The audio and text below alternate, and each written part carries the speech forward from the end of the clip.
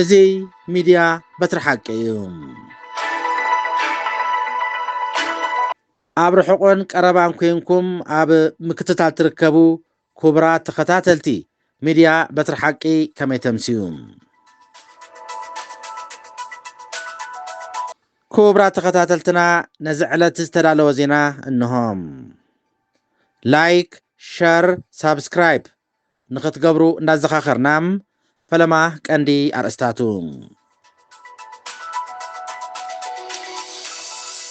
ኣስመራ በፂሑ ዝተመልሰ ወጻእተኛ ብዘቕረቦ ትንታነ መንግስቲ ኤርትራ ከም ዝቆጥዖ ተሓቢሩ።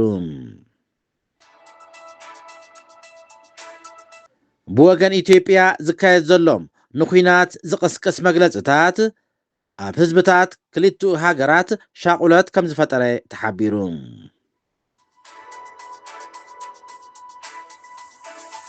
ኢትዮጵያ ሓደጋ ጥሜት ከም ዘንጸላለዋ ተገሊጹ።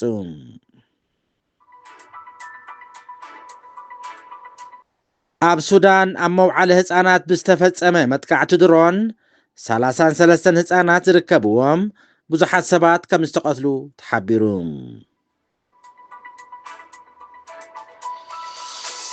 ሃገራዊት ጋንታ ኤርትራ ናብ ቅድመ ምጽራይ ዋንጫ ኣፍሪካ 2027 ተመሊሳ።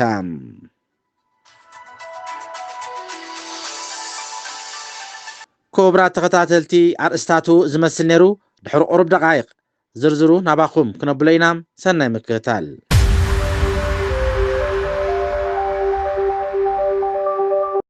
ኣስመራ በፂሑ ዝተመልሰ ወጻእተኛ ብዘቕርቦ ትንታነ መንግስቲ ኤርትራ ከም ዝቆጥዖ ተገሊጹ።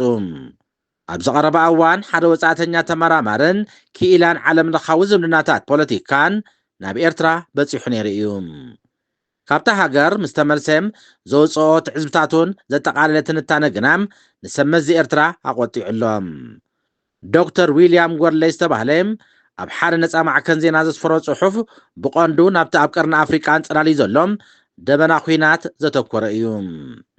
እንተኾነ ንእግረ መንገዱ ንህሉ ኩነታት ኤርትራን ሓድሽ ኩናት ኣብታ ሃገር ከስዕቦ ዝኽእል ጽልዋን ብምድህሳስ ዘቕረቦ ትዕዝብቲ ካብ መንግስቲ ኤርትራ ሰፊሕ ግብረ መልሲ ተዋሂብዎሎም።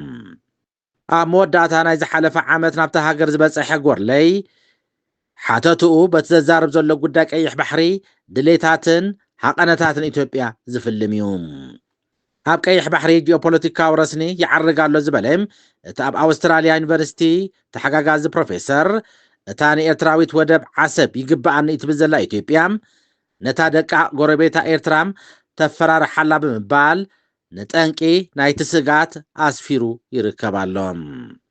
መራሕቲ ኢትዮጵያ ኣብ ዝሓለፈ ዓመታት ዘበገስዎ ጉዳይ መሰል ተጠቃምነትን ዋንነትን ኣፍ ደገ ባሕሪ ኣብ መንጎ ኣዲስ ኣበባን ኣስመራን ከቢድ ወጥሪ ኣስዒቡ ምህላው ዝፍለጥ እዩ። ኢትዮጵያ ጉዳይ ኣፍ ደገ ባሕሪ ብፍላይ ኣብ ገማግም ቀይሕ ባሕሪ ናይ ህልውናን ሉዓላውነትን ሕቶ ምዃኑ እያ ትምጉት ዘላ።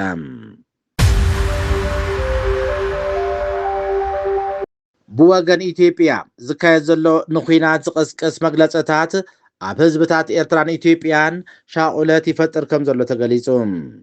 ኢትዮጵያ ኣፍ ደገ ባሕሪ ንምውናን ብዝብል እተካይዶ ዘላ ጽዑቕ ፖለቲካዊ ዘመተን ወተሃደራዊ መናውራታትን ኣብ ዞባ ቀርኒ ኣፍሪቃ ከቢድ ናይ ኩናት ስጋት ከም ዘንጸላሉ ጌራ ትርከባላ።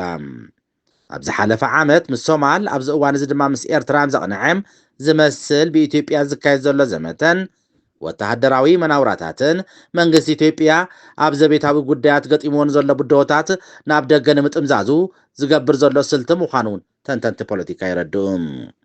እንተኾነ እዚ ብወገን ኢትዮጵያ ወነንቲ ኣፍ ደገ ባሕሪ ክንከውን ኢና እናተባህለ ዕለታዊ ዝዝርጋሕ ዘሎ መግለጽታት ዘመተን ነዚ ድሮም ኣብቲ ኣፋፊ ኩነታት ዝርከብ ዞባ ብዝበኣሰ ክሕምሶ ከም ዝኽእል ርድእ እዩ።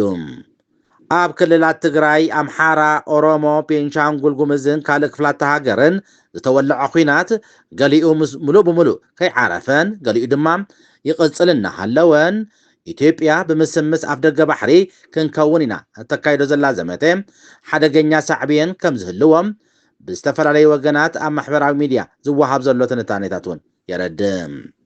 ኣብ ኤርትራ ብወግዒ ዝተኣወጀ ናይ ክተት ጻዊዒት እኳ እንተዘየለ ኣቐዲሞም ዝጸንሑ ከም ምክልኻል መውፅኢ ቪዛ ወላ እውን ንዝተመርዓዋን ንዝወለዳን ደቂ ኣንስትዮን ዝኣመሰሉ መምርሒታት ንብዙሓት ኩናት ምስ ኢትዮጵያ ኣይተርፍን እዩ ዝብል ሻቁለት ፈጢሩሎም። ብወገን ኢትዮጵያውን እንተኾነ ብወግዒ ዝተኣወጀ ነገር እኳ እንተዘየለም ወነንቲ ባሕሪ ክንከውን ኢና እናተባህለ ዝካየድ ዘሎ ዘመተን ወተሃደራዊ መናውራታትን ግና ከም ምትኩታ ኩናት እዩ ዝረአ። ንዝሓለፈ ልዕሊ 20 ዓመታት ወግዓዊ ምጥያት ሰራዊት ዘየካየደትን ናብ ሃገራዊ ኣገልግሎት ዝፅምበር እምበር ብወግዒ ዝፋኑ ኣብ ዘይብላ ኤርትራ ሰራዊት ካብን ናብን ምንቅስቃስ ልሙድ ተርእዮ እኳ እንተኾነ ኣብዚ እዋን እዚ ናብ ሰሜናዊ ቀይሕ ባሕሪ ብፍላይ ከባቢ ዓሰብ ዝወርዳ ዘለው ኣሃዱታት ምስ ኢትዮጵያ ዝፍራሕ ዘሎ ኩናት ዝተሓሓዝ ከም ዝኾነ ተገሊጹሎም። ብ8 መጋቢት ኣብ ኣስመራ ኣብ ኤክስፖ ብምኽንያት መዓልቲ ደቂ ኣንስትዮ ዝተካየደ ካብ ኩሉን ንኡሳን ዞባታት ኣስመራ ሚኒስተራትን ካልእ ኣብያተ ጽሕፈትን ዝተወከሉ ዕዱማት ዝተሳተፉ ኣኼባ እውን መንፈሱ ኢትዮጵያ ብወገን ዓሰብ ክትወረና እያ ዝብል ነይሩ። መንግስታት ስርዓት ግደፍን ኢትዮጵያን ኣብ 2018 ንህዝባዊ ወያነ ሓርነት ትግራይ ንምጥቃዕ ዝኸተምዎ ስልታዊ ስምምዕ ሰላም እናዛሕተለ ካብ ዝመጽእ ካልኣይ ዓመቱ ሕሊፉ እኳ እንተሎም ዝምድንኦም ከም ዝበተኹ ክልቲኦም መንግስታት ብወግዒ ኣይሓበሩን።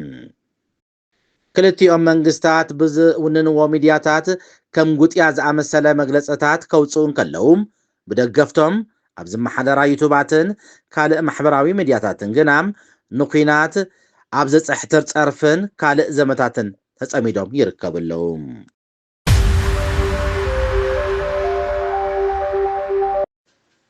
ኢትዮጵያ ሓደጋ ጥሜት ከም ዘንጸላለዋ ተገሊጹ። ኢትዮጵያ ካብተን ኣብ ዓለምና ብተደጋጋሚ ንጥሜት ዝተቃልዓ ሃገራት ሓንቲ እያ። እቲ ናይ 1977 ድርቂ ዘስዓቡ ዓጸቦም ኣብ ዝተፈላለዩ እዋናት ደጋጊሙ ዝኽሰት ድርቂ ህይወት ሚልዮናት ከም ዘስኣነ ይፍለጥ። ብፍላይ ቅድሚ 2-3 ዓመታት ኣብ ትግራይ ምስ ኩናት ግጭትን ተኣሳሲሩ ኣብ ደቡባዊ ምብራቕ እታ ሃገር ድማ ምስ ክሊማ ድርቂ ተኣሳሲሩ ዝተረኣየ ናይ ቀረባ እዋን ሕማቕ ተዘክሮ እዩ። ሕጂ እውን ኣብታ ሃገር ተመሳሳሊ ስግኣት ከም ዘሎም ውድብ ሕቡራት ሃገራት ስግኣቱ ይገልጽ ኣሎ። እንተኾነ መንግስቲ ኢትዮጵያ ብዛዕባ እቲ ስግኣት ይኹን ብዛዕባ ዝስማዕ ዘሎ ስክፍታታት ዝሃቦ ምላሽ የለን። ሓላፊ ትካል ረድኤት ምግቢ ውድብ ሕቡራት ሃገራት ኣብ ኢትዮጵያ ኣብ ዝሃቦ ተሪር መጠንቀቕታ ኣብታ ሃገር ብሚልዮናት ዝቁፀሩ ሰባት ንሓደጋ ጥሜት ክቃልዑ ኣብ ጫፍ ከም ዝርከቡ ክብል ኣፍሊጡሎም። ሚሊሻሲ ዚላታን ዝሃቦ መግለፂ ብሰንኪ ሕፅረት ምወላም መደብ ውድብ ምግቢ ዓለም WFP ካብ ዝመጽእ ወርሒ ጀሚሩ ንልዕሊ ፍርቂ ሚልዮን ሕፅረት ምግቢ ዘለዎን ደቂ ኣንስትዮን ህፃናትን ሕክምና ደው ከብል ይግደድ ከም ዘሎም ኣብ ዝገለጸሉ እዋን እዩ። ኣብ ዝቕፅል ሰሙናት ተወሳኺ ገንዘብ እንተዘይተረኺቡ ድሕሪ ደጊም ሓገዝ ምግቢ ክስእኑ ዝኽእሉ 3.6 ሚልዮን ሰባት ንሓደጋ ዝተቃልዑ ምዃኖም ውድብ ምግቢ ዓለም ኣጠንቂቑሎም።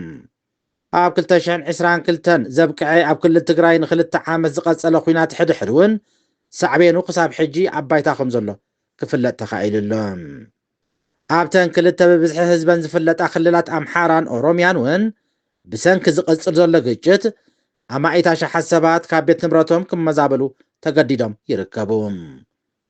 ኣብ ርእሲኡ ኣብ ጎረባብቲ ሃገራት ዝረአ ዘሎ ግጭታት ዋሕዚ ስደተኛታት ኣስዒቡ ከም ዘሎ ክፍለጥ ተኻኢሉሎም።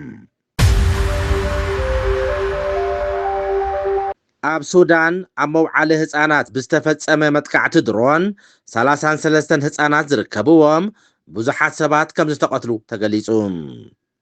ኣብ ሱዳን ኣብ ዞባ ካርዱፉን ኣብ እትርከብ ከተማ ካሉጊ ዝተፈጸመ መጥቃዕቲ ሰብ ኣልቦ ነፈርቲ ኣብ ሓደ መውዓሊ ህፃናት ከም ዝሃረመን 33 ህፃናት ዝርከብዎም ብውሕዱ 50 ሰባት ከም ዝተቐትሉን ይግለጽ ኣሎ።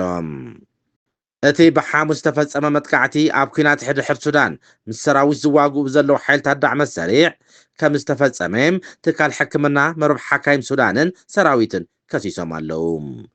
ክሳብ ሕጂ ካብቲ ዕጡቕ ጉጅለ ዝተዋህበ ርእይቶ የለን። ዳዕመ ሰሪዕ ብግዲኡ ብዓርቢ ኣብ ዞባ ዳርፉር ኣብ ዝርከብ ዕዳጋ ብሰራዊት ሱዳን ብመጥቃዕቲ ድሮን ከም ዝተፈጸመ ከሲሱሎም። ኣብ ጥቓ እቲ ዕዳጋ ለማት ኣብ ዶባ ጫድ ኣብ እትርከብ ኣደሬ መኽዘን ነዳዲ ከም ዘሎ ዝፍለጥ እዩ። ብዛዕባ እዞም መጥቃዕትታት ዝወፁ ጸብጻባት ብነፃ ወገን ምጽራይ ከም ዘይተኻእለ እውን ተገሊጹሎም። ሱዳን ካብ ሚያዝያ 2023 ጀሚሩ ኣብ ኩናት ሕድሕድ ተሸሚማ ከም ዘላ ዝፍለጥ እዩ።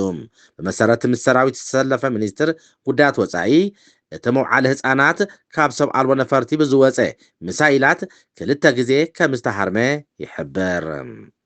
ናብቲ ቤት ትምህርቲ ዝተጓየዩ ሲቪላትን ሓካይምን ሓገዝ ንምሃብ ኣብ ዝኸድሉ እዋን መጥቃዕቲ ከም ዝበፅሖም ወሲኹ ክፍለጥ ተኻኢሉሎም።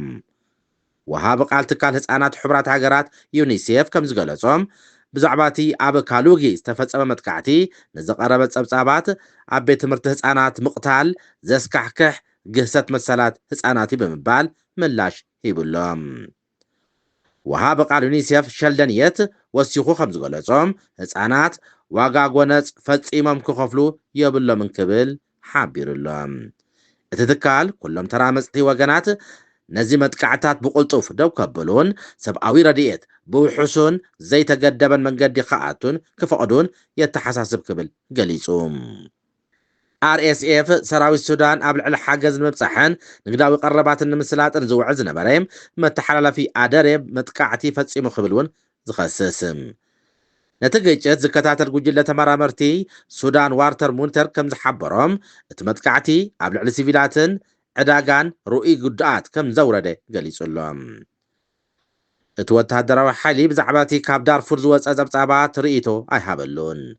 ኣብ መንጎ ርእሰ ከተማ ሱዳንን ካርቱምን ዳርፉርን ዝርከብ ብሰሜን ካርዶፉን ደቡብ ካርዶፉን ምዕራብ ካርዶፉንን ዝቆመ ዞባ እቲ ኩናት ሕድሕድ ኣገዳሲ ግንባር ኮይኑ ጸኒሑ እዩ።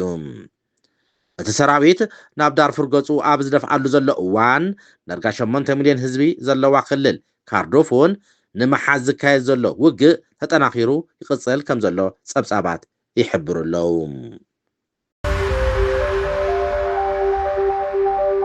ሃገራዊት ጋንታ ኤርትራ ናብ ቅድመ መጻረይ ዋንጫ ኣፍሪካ 2027 ተመሊሳ።